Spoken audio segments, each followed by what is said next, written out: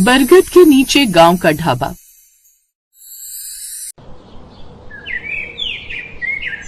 सुनो जी, मैं अब इस मुसीबत को और नहीं झेल सकती। कितनी बार कहा इसे घर से बाहर निकाल फेंको अब।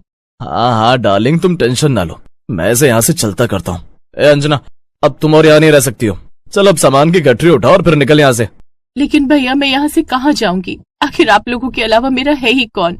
तो तू क्या चाहती है? तेरे यहाँ रहने से हम दोनों में कलेश बना रहे? नहीं नहीं, मैं अब और अपने घर पर कलेश नहीं चाहता। चलो चलो निकलो यहाँ से। अब मनीष उसको चलता करता है। बेचारी अंजना रोते हुए घर से बाहर चली जाती है। हे भगवान, अब मैं कहाँ जाऊँ? मेरे अपने ही सगे भाई भाभी ने मुझे घर से बाहर निकाल दिया। माँ बाप पहले ही चले गए थे, अब भाई भाभी ने भी मुंह मोड़ लिया। अब मैं किसके लिए जीऊं? मेरी तो जीने की इच्छा ही खत्म हो गई है। अंजना तो जैसे हिम्मत हार चुकी थी। वो वहीं पर सड़क पर बैठे बैठे रोती रहती है। रोते रोते उसे शाम हो जाती है और वो सोचती है, अब कुछ नहीं रहा मेरे जीवन में। इस तरह बेकार की जिंदगी जीने से अच्छा कि मैं नदी में डूब ही जाऊं। ऐसा सोचकर वो नदी किनारे चल पड़ती है। कुछ देर बाद वो नदी के पास पहुंच जाती है। हे भगवान, तूने भी मेरा साथ नहीं दिया। सोचा था तू मेरा सहारा बनेगा, लेकिन तूने भी मेरा साथ नहीं दिया। खैर, जब मेरे अपनों ने ही मुझे घर से निकाल दिया तो बाकी सब क्या ही मेरा साथ देंगे। अब तो मेरे जीने का मतलब ही नहीं है। आ रही हूँ भगवान मैं तेरे पास। वहीं पास में एक पेड़ की छांव में मगन साधु उसकी ये बातें सुन लेता है और वो उसके पास आते हैं। क्या हुआ बेटी, तू क्यों इतनी परेशान है? फिर अंजना उसे सारी बात बताती है। अब आप ही बताइए बाबा, मैं क्या करूं? मेरी तो कुछ समझ नहीं आ रहा। बेटी, हालातों से लड़ना सीखो, उनसे भागना नहीं। एक जीवन पाने के लिए मनुष्यों को कितने कीड़े मकोड़ों की जिंदगी भोगनी पड़ती है, तब जाकर वो मनुष्य रूप में जन्म लेता है। और तू उसे यूं ही खत्म करना चाहती है? नहीं, ये गलत है। तो आप ही बताइए बाबा, मैं कहाँ रहूंगी और करूंगी क्या? कैसे अपना पेट पालूंगी? बेटी, इंसान को सर ढकने के लिए बस एक छत चाहिए होती है, फिर वो चाहे पक्की सीमेंट की हो या फिर एक झोपड़ी की। मैं तेरे लिए यहीं पास में कुटिया बना देता हूँ, तो उसी में रहना। और कुछ दिन तक के लिए मेरे पास ये थोड़ा अनाज है, इससे तेरा गुजारा चल जाएगा। तब तक तू खुद के किसी काम के बारे में सोच लेना। अब अंजना को साधु बाबा की बात ठीक लगती है।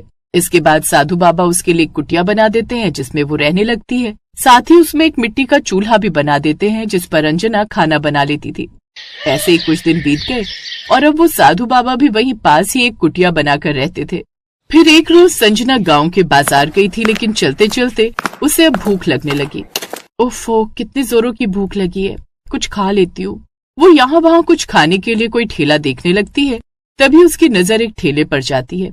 वो उस ठेले पर जाती है।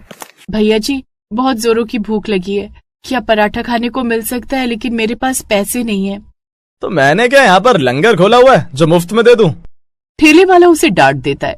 तभी एक ग्राहक को उस पर दया आ जाती है। अरे भैया, उसे भूख लगी है तो एक पराठा दे दो, उसके पैसे मैं दे दूंगी। उस औरत के कहने पर वो उसे पराठा दे देता है। अंजना जब वो पराठा खाती है तो वो उसे कुछ खास नहीं लगता, लेकिन उसे भूख जोरों की लगी थी, इसलिए वो पराठा खा लेती है।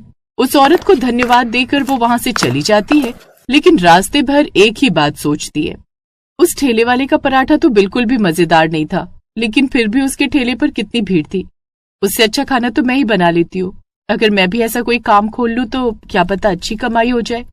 यही सोचते हुए अब अंजना कुटिया में आ जाती है और उस शाम को वो आकर पराठा बनाती है और सबसे पहले साधु बाबा को जाकर देखती है, जो उसकी कुटिया से थोड़ी दूर पर ही एक झोपड़ी बनाकर रहते थे।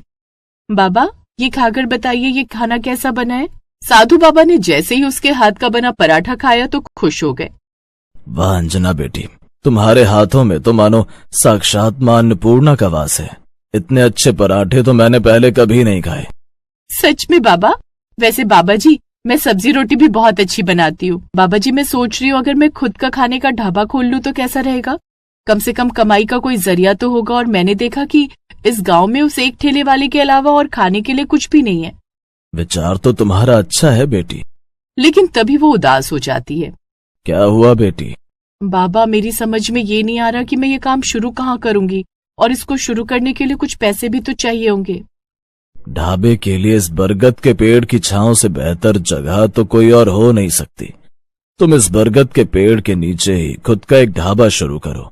गांव का ढाबा के नाम से, और इस काम को शुरू करने के लिए तुम्हें जो भी सामान की जरूरत पड़ेगी वो मैं भरवा दूंगा। ये सुनकर अंजना खुश हो जाती है और अगले ही दिन वो बांस की कुछ कुर्सियां और टेबल बनाकर तैयार कर लेती है।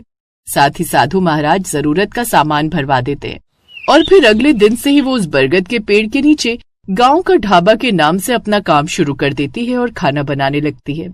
कुछ ही देर में वहां से गुजरने वाले लोग उसके ढाबे पर आने लगते हैं।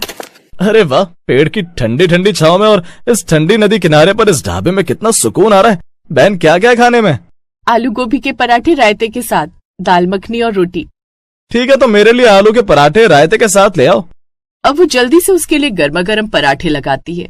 ग्राहक जैसे ही वो पराठे खाता है वो खुश हो जाता है और अब वो जाकर गांव के और लोगों को भी बताता है। भाई क्या स्वाद है, उस बहन के हाथों में भाई मजा आ गया। मैं तो कहता हूँ एक बार आप भी खाकर देखो। क्या सच में? पहले तो हमें कभी ढाबा के खाना खाने का मन करता था तो वो तभी संभव हो पाता था जब हम शहर जाते थे, लेकिन अब अपने गांव में भी खाने को मिल जाएगा। चलो हम भी चलकर देखते हैं। अब गांव के और भी लोग उसके पास आते हैं और उसके ढाबे का बना हुआ खाना खाने लगते हैं। उन सबको भी वो बड़ा पसंद आता है और अब कुछ ही दिनों में उसका ढाबा और भी अच्छा चलने लगता है। अब वो और भी तरह का खाना ढाबे पर बेचने लगती है। वाह बेटी, तुमने तो कम दिनों में ही बड़ी तरक्की कर ली। ये सब आपके कारण ही तो पॉसिबल हो पाया बाबा जी, नहीं तो मुझे अकेले में इतनी हिम्मत कहाँ थी। धीरे धीरे उसकी कामयाबी की बात अब उसके भाई और भाभी को भी पता चलती है।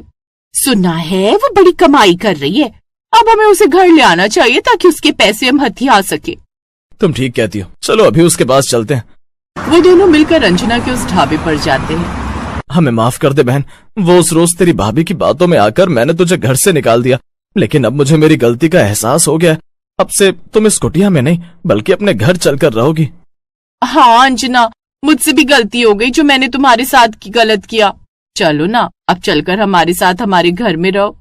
अगर आप दोनों को सच में एहसास होता ना तो मैं आपके साथ जरूर चलती, लेकिन आप दोनों यहाँ सिर्फ इसलिए आए हो क्योंकि अब मैं कमाने लगी हूँ। लेकिन सच कहूँ तो मुझे कोई शौक नहीं है आप जैसे लालची लोगों के साथ जाने का।